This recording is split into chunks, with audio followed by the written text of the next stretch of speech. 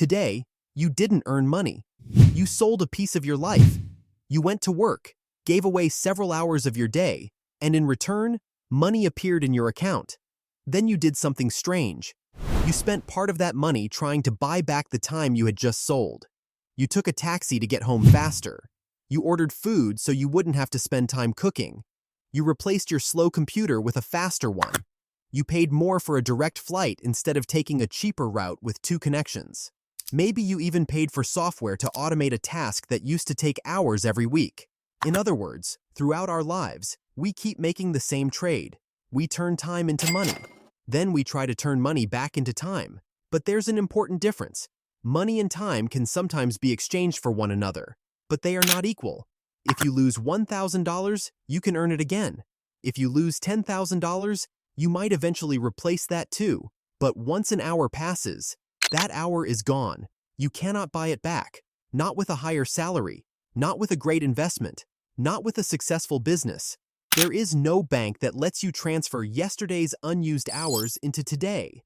That's why the phrase "time is money" has always felt incomplete to me.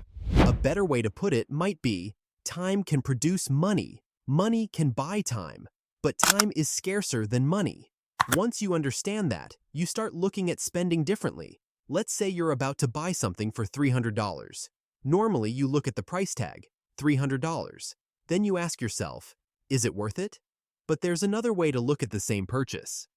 How many hours of work does this cost me? Suppose your real take-home earnings come to about $30 an hour.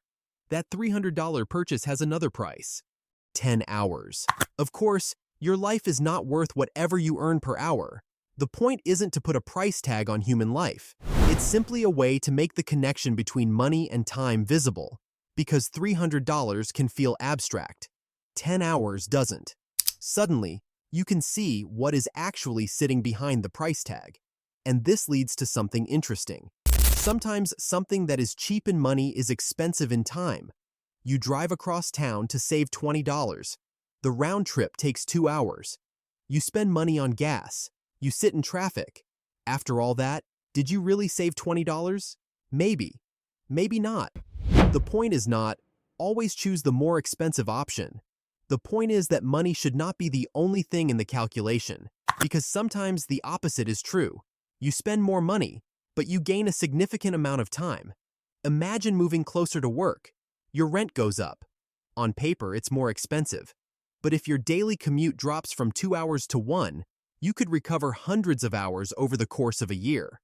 So which home is actually more expensive? This is where price and cost become 2 different things. Price is the money you pay. Cost is everything you give up. And time is missing from most calculations. Time has a budget too, but unlike money, it is a much stricter one. The $500 you don't spend today can still be sitting in your account tomorrow. The 2 hours you don't use today cannot be carried forward. When midnight arrives, the day closes. You don't get 27 hours today because you only used 21 yesterday. Time doesn't accumulate. It doesn't roll over. It doesn't earn interest. And maybe that's why one of the most powerful things money can buy isn't more stuff. It is control over your time. Think about an emergency fund. A few months of expenses sitting in a bank account doesn't look very exciting. It's not a car. It's not a new phone. It's not something you can display. It's just money. But imagine losing your job. If you have no savings, you may have to accept the first opportunity that comes your way. Not because it's the right opportunity, because you don't have time. Bills are coming. Rent is due. Life doesn't stop. But if you have enough money to cover several months of expenses, you have actually purchased something else. Time to think. Time to look for the right job. Time to compare offers. Time to wait instead of jumping into the wrong opportunity. Sometimes the most valuable sentence financial security can give you is, "I don't have to decide today." That can be worth far more than the number sitting in your bank account. Because people don't always make bad decisions because they lack information. Sometimes they make them because they have no other option. They can't wait. They can't take risks. They can't say no.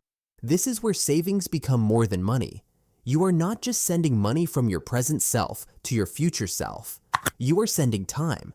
Debt can work in the opposite direction. When you buy something with debt today, You are using part of the money you expect to earn in the future. And where will that future money come from? For most people, the answer is simple: future working hours. So if you are still paying for something 6 months from now, it isn't only taking a portion of your future paycheck, it is also claiming part of your future time. That doesn't mean debt is always bad. Debt can make sense for a home, education, starting a business, or a productive investment. But it helps to change the question. Instead of asking only, "Can I afford this payment?" you can also ask, "How much of my future freedom am I committing to this decision?" Because managing money is not really just about managing numbers. It is about managing options. If you have $5,000, you cannot use the same $5,000 for a vacation, an investment, a new phone, and an emergency fund at the same time. The moment you choose one, you give up the others. Time works the same way. If you have 3 free hours tonight, you cannot give the same 3 hours to your family, the gym, work, a movie, and sleep.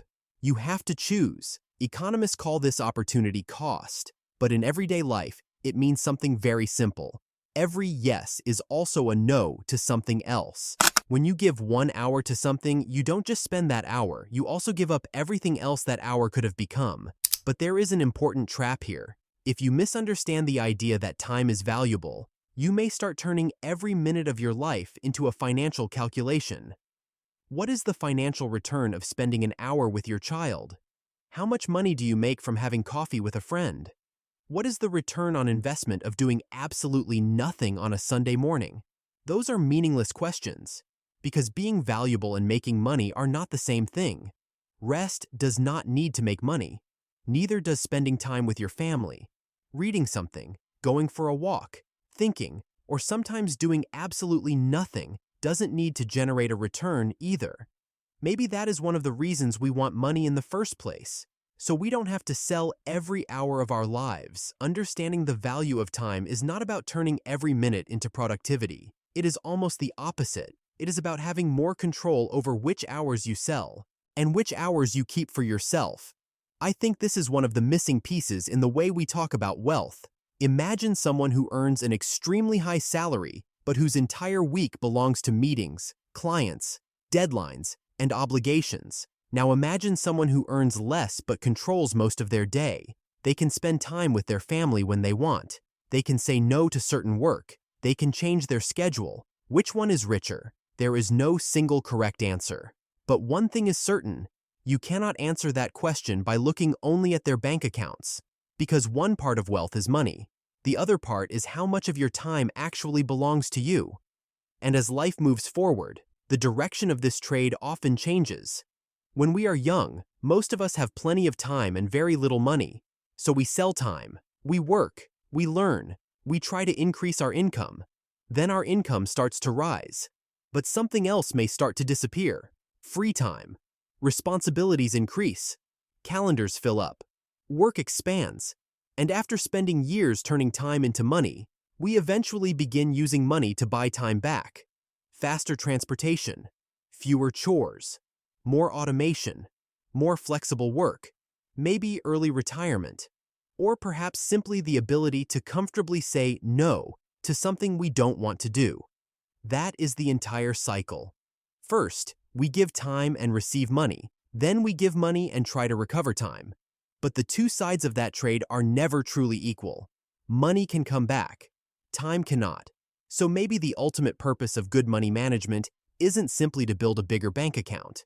And the purpose of good time management isn't to cram as much work as possible into every day. The point where the two meet is much simpler: to have more control over your future hours. Maybe that is the simplest definition of financial freedom. Not having millions of dollars, but no longer being forced to sell the hours of your life to something you don't want to do simply because you need the money. So the next time you make an important financial decision, don't just look at the price. Ask one more question. How much of my life am I giving up for this? Because the currency in your bank account might be dollars, it might be euros, it might be pounds, but throughout your entire life, there is only one currency you are truly spending: time. In the sketchbook economy, every page leads to another.